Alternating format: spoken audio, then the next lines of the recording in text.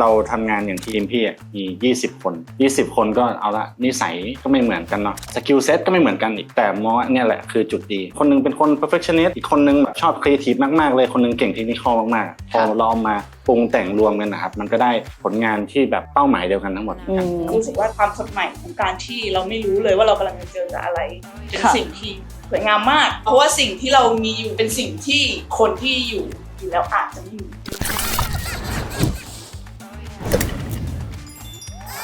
สวัสดีค่ะยินดีต้อนรับทุกคนนะคะเข้าสู่รายการ Campfire เอพิโซด 9 ในเดือนแห่งความหลากหลายเดือนนี้ค่ะ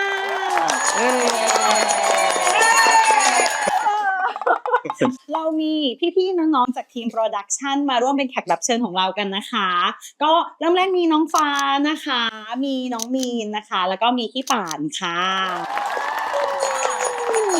ก่อนอื่นเลยอยากให้ทุกคนนะคะช่วยแนะนำตัวเองเริ่มจากน้องเล็กสุดก่อนนะคะน้องฟ้าค่ะสวัสดีค่ะฟ้าค่ะอยู่ทีม 2D Artist ค่ะก็ส่วนใหญ่ก็ทำงานประเภทพวกวาดต่างๆพวก Concept Art อะไรอย่างเงี้ยจะเป็นทีม 2D Artist ทำอะไรประมาณนั้นค่ะก็พวกแบบงานวาด 2D ดีไซน์ประมาณนี้โอเคได้ค่ะน้องมีนมาจากทีมบิวนะคะก็จะเป็นทีมที่8มีก็จะเป็นลูกน้องที่8อีกทีนึงตำแหน่งของมีก็จะเป็น Build Manager ค่ะก็จะคอยควบคุมResource Capacity ภายในทีมจัดสรรทรัพยากรในแต่ละโปรเจกต์ที่จะเข้ามาค่ะพี่ใหญ่ของเราต่อไปเลยค่ะพี่ก็ชื่อพี่ป่านนะครับพี่ก็เป็น Head of Build ครับผม Build Team ก็จะประกอบไปด้วยทีม Asset Rig แล้วก็ CFX ครับหน้าที่ของพี่หลักๆก็จะควบคุมการผลิตเพื่อให้ Hit Quality Bar ที่เราตั้งเป้าไว้แล้วก็ผลิตพวก Tool หรือว่า Pipeline หรือว่า Workflow Supportกับทีมครับผมโอเคค่ะขอบคุณค่ะปุ๊บแล้วอะไรคือจุดเริ่มต้นที่ทั้ง3คนนะคะเข้าสู่วงการนี้ก็คือวงการแอนิเมชันเนาะให้น้องฟ้าแชร์ก่อนเลยว่าเข้ามาสู่วงการนี้ได้อย่างไรคะฟ้าจบมาค่อนข้างตรงสายฟ้าเรียนอาร์ตมาโดยตลอดแต่ว่าตอนที่มาสมัครเข้าที่เนี่ยเพราะว่ามีคนแนะนำเข้ามาเลยคือเหมือนกับประมาณว่าเฮ้ยเอ็งลงส่งพอร์ตไปที่นี่ดิฟ้าก็ได้พี่แล้วฟ้าก็ส่งไปเลยแล้วก็ได้แล้วก็ทำมายาวจนถึงทุกวันนี้หลายปีแล้วเหมือนกันกี่ปีล่ะนับไปนานแล้วตั้งแต่เรียนจบเลยใช่ตั้งแต่เรียนจบเลยพี่เป็นที่ที่อยู่นานกว่าประถมอีกนึกออกป่ะเวลาเราเรียนแบบเราเรียนประถมจนถึงมัธยมก็จะนานแล้วใช่ไหมที่นี่คือแบบอยู่นานแบบนานมากถือว่ายาวนานแล้วก็ตรงสายมากๆเนาะแล้วน้องมีนนะคะเป็นยังไงบ้างความจริงของมีนก็ไม่ค่อยตรงแต่อาจจะมีความเกี่ยวข้องกันนิดนึงความจริงเป็นจบโปรแกรมมิ่งค่ะจบโปรแกรมมิ่งแต่ว่ารู้สึกว่าเราชอบด้านการ์ตูนเราชอบเป็นคนเหมือนผลิตสิ่งนี้เหมือนเป็นชอบเป็นคนผลิตก็เลยอยากหาความรู้เพิ่มเติมก็เลยจะเรียนต่อที่แคนาดามาเป็นแบบตรงสายว่าเนี่ยเรียน Animation and Visual Effects ก็เลยไปเรียนต่อแล้วก็พอเรียนจบก็ได้มาทำที่อีกลุ่มเป็นที่แรกเหมือนกันใช่ค่ะแล้วก็ยังอยู่กับเราจนถึงเก่งมากพี่ป่านพี่ใหญ่ของเราค่ะพี่ก็จริงๆก็จบสายตรงเลยแหละก็คือจบ Animation มช.ครับครับผมก็แคมป์เนาะที่รู้กันมช.ครับก็ตรงสายเลยแต่ตอนแรกก็ไม่ได้คิดว่าตัวเองจะมาอุตสาหกรรมนี้เนี่ยก็คือพอเรียนตอนนั้นน่ะเราก็เรียนสมัยหนุ่มสาวเนี่ยเราก็ได้ไปดูหนังกับแฟนครับแฟนคนปัจจุบันด้วยนะต้องดักไว้ก่อนก็คือไปดูเรื่องวออีคราวนี้เราก็ดูจนแบบจบแล้วมันเพลินมากหนังเรื่องนี้ใครดูก็ชอบนะจนแบบมันขึ้นแบบจำได้เอ็นเครดิตอ่ะมันก็จะมีแบบพวกอินโฟกราฟิกอะไรขึ้นมาเรื่อยๆเราก็อยู่ถึงจนเอ็นเครดิตเลยใช่ตอนนั้นเราก็ไม่ได้คิดอะไรเราก็เหมือนก็คุยโม้กับแฟนเล่นๆเนี่ยเฮ้ยเดี๋ย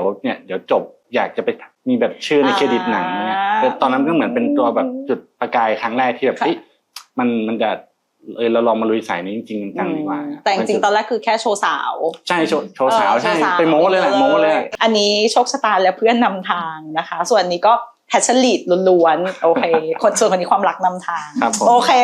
กลมกล่อมมากครบรสจริงๆค่ะอย่างของฟ้าเองนะคะก็แชร์ริ่งว่าฟ้าจบไม่ตรงสายเลยฟ้าจบคณะอักษรเนาะเรียนเรื่องภาษาก็คือเอกอิตาเลียนนะคะแต่ว่าด้วยแพชชั่นแล้วก็ความชอบของพวกแบบการ์ตูนแอนิเมชันก็เลยเริ่มต้นการเป็น PM เป็นโปรเจกต์แมเนเจอร์มาก่อนก็จะเห็นนะคะว่าแต่ละคนก็ภูมิหลังแล้วก็พื้นฐานแตกต่างกันเลยนะคะแล้วก็ที่มา passion lead อะไรก็แตกต่างกันเลยทีนี้เราก็มีความเป็นตัวของตัวเองสูงเหมือนกันนะคะแต่ว่าทีนี้การที่เราได้เข้ามาทำงานกับทีม animation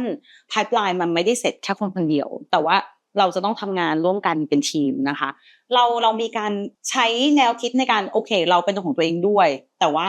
เราทำงานให้ลุล่วงกับทีมของเรา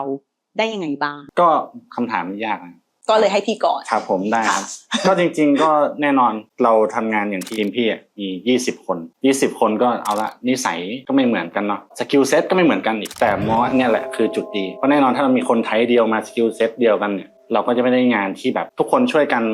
คอมเมนต์งานเพื่อให้งานออกมาดีที่สุดเพราะต่างคนต่างมีมุมมองต่างความถนัดต่างกันนะครับ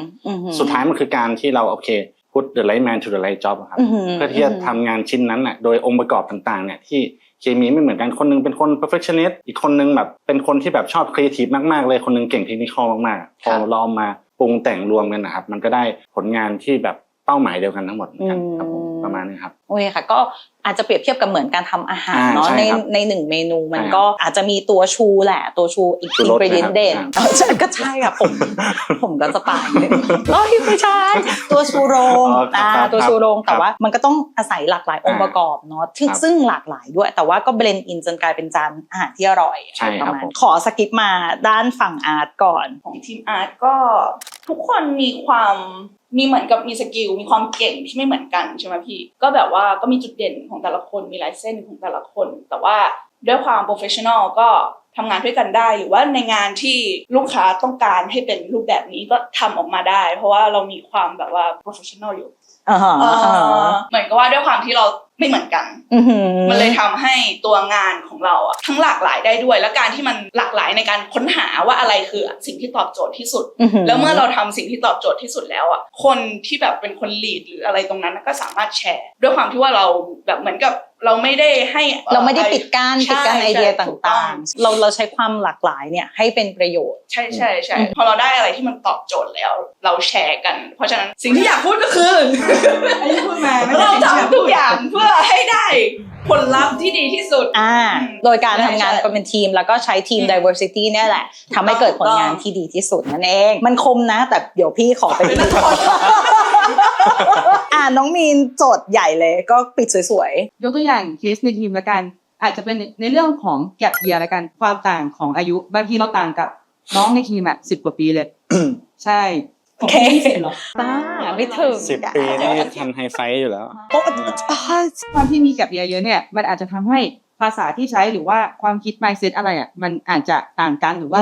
เขาอาจจะไม่เข้าใจเราในสิ่งที่เราสื่อด้วยภาษาด้วยอะไรต่างๆแต่ว่าด้วยความเป็นทีมมันดีอย่างนึงตรงที่น้องก็พยายามที่จะเบรนเข้าหาเราพยายามจะรู้จักเนี่ยไฮไฟพยายามจะรู้จัก MSN กับเราอะไรอย่างนี้มันทำให้นอกจากที่ในเรื่องของhigh skill ในการทำงานและในการที่ต้องทำงานทุกวันเจอกับโปรแกรมต่างๆเนี่ยมันมี soft skill ตรงเนี้ยเข้ามาเกี่ยวด้วยทำให้เหมือนบรรยากาศในการทำงานทั้งหมดมันเบ็ดเข้าหากันไม่ว่าเราจะต่างกัน10 ปี 15 ปีมันเหมือนเราก็มีภาษาตรงกลางที่เราสามารถคุยกันดูเรื่องทั้งในเรื่องของงานแล้วก็แบบเรื่องทั่วไปในชีวิตประจำวันนี้ค่ะก็มีการแชร์เรื่องราวต่างๆในทุกๆวันตอนกินข้าวตอนทำงานอะไรเงี้ยทำให้บรรยากาศการทำงานมันไม่ตึงเครียดเกินใจก็มีสนุกสนานมีคลายกันได้ซึ่งบางก็เราเล่นไปน้องก็เงียบก็เป็นที่ขำเหมือนกันเพราะว่าน้องไม่เข้าใจที่เขาขำเขาก็ขำเพื่อให้เรารู้สึกสบายใจขำในใจเสียงแอร์ดังมากนิดหน่อยจากที่ได้ฟังมาก็คือทุกทีมก็มีความเป็นทีมเวิร์กสูงมากนะคะอย่างตัวตนที่แตกต่างนะคะหรือเรื่องของครีเอทีฟเนาะที่มันต่างกันก็สามารถเบลนด์อินแล้วก็สร้างสรรค์ผลงานที่ตอบโจทย์ตัวเองด้วยแล้วก็ตอบโจทย์ลูกค้าด้วยส่วนนี้เรื่อง year gap ต่างๆก็ไม่ได้มีปัญหาเลยเพราะว่าทุกคนมีภาษากลางก็คือเรื่องของการทำงานร่วมกันอยู่แล้วเพื่อที่จะบรรลุไปสู่เป้าหมายแล้วก็จุดประสงค์ของทีมให้ได้มากที่สุดอยู่แล้วนะคะว้าวทีมเวิร์กแบบสุดยอดจริงๆค่ะอยากบอกอะไรอยากฝากอะไรถึงน้องๆรุ่นใหม่ที่กำลังจะเข้าสู่วงการนี้หรือมีไอเดียหรือมีความคิดที่อยากจะเข้าสู่วงการนี้บ้างคะเวลาเราต้องการความรู้หรือว่าเวลาเราต้องการ information ใหม่ๆเนี่ยเราสามารถหาได้ทุกที่เลยมันเหมือนแบบอินเทอร์เน็ตทุกอย่างเข้าถึงมันทำให้เราหาความรู้ได้ง่ายค่ะถ้าเทียบไปตอนที่มีเรียนเนี่ยมันต้องใช้ DVD หรือว่า CD ในการเรียนรู้แบบโปรแกรมต่างๆอยู่เลยอะไรเงี้ยมันเหมือนกว่าเราจะเรียนรู้เรื่องราวใหม่ๆมันค่อนข้างยากแต่แบบพวกเราก็ผ่านมันมาแล้วใช่ไหมพี่ไก่ ใช่ครับ โอเคค่ะ ก็ยังจำเวอร์ชันที่พวกเราต้องอัปเดต Microsoft เนาะเข้าใจ มันแบบตอนนั้นมันยากนะแต่ว่าณปัจจุบันเนี่ยมันง่ายขึ้นมาก อือหือ ๆเราสามารถเรียนรู้โปรแกรมต่างๆได้แบบอยู่บนรถไฟฟ้าแล้วก็เรียนรู้ได้ที่บ้านอยู่ที่ทะเลเราเรียนรู้ได้ทุกที่เลยเพราะฉะนั้นน้องๆเนี่ยจะมีความรู้ mindset ใหม่ๆถ้าเทียบกับในอายุเท่ากันในการเริ่มงานใหม่เขาจะมีความรู้ที่แน่นมากเพราะฉะนั้นเขาสามารถที่จะแบบ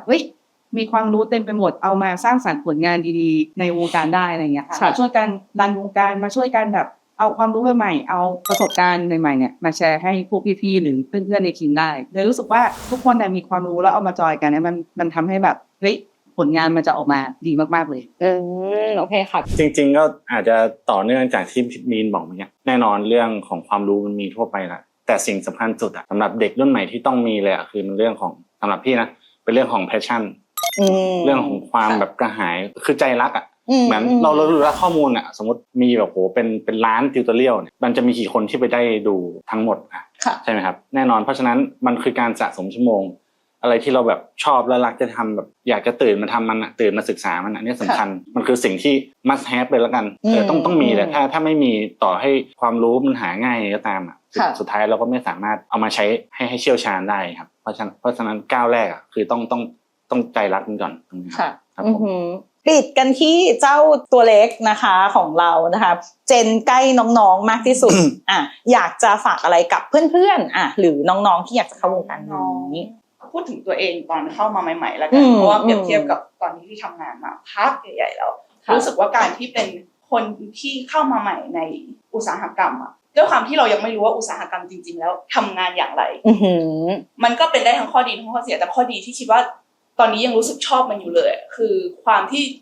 ตอนนั้นเรารู้สึกว่ามันไม่มีอะไรที่มันเป็นไปไม่ได้แล้วเราพยายามหาว่ามันจะเป็นไปได้ยังไงบ้างมันรู้สึกว่าสิ่งนี้มันก็ค่อยๆหายไปยิ่งเรารู้จักมากขึ้นมันเหมือนเราค่อยๆมีเกราะให้ตัวเองมากขึ้นรู้สึกว่าความสดใหม่ของการที่เราไม่รู้เลยว่าเรากำลังจะเจอกับอะไรเป็นสิ่งที่สวยงามมากก็ถ้าเกิดให้ฝากก็รู้สึกว่าอย่าไปกลัวมั้งอย่าไปกลัวเพราะว่าสิ่งที่เรามีอยู่มันเป็นสิ่งที่คนที่อยู่แล้วอาจจะไม่มีโอเคก็คือความเป็นตัวของเราเนี่ยแหละแบบ don't lose yourself แบบให้จำไว้เสมอว่าเรามี passion มาตั้งแต่ต้นยังไงเราก็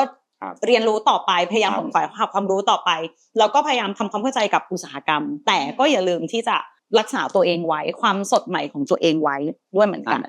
ทางฟ้าเองเป็นฝ่ายที่เริ่มต้นจากการเป็น production manager เนาะเป็นสาย management มาโดยตลอด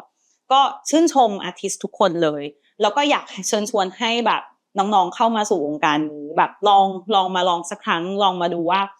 การที่ทำงานแบบ passion lead มันเป็นยังไงเนาะเพราะว่าวงการเนี้ยพูดเลยว่าทุกคนทำงานด้วยใ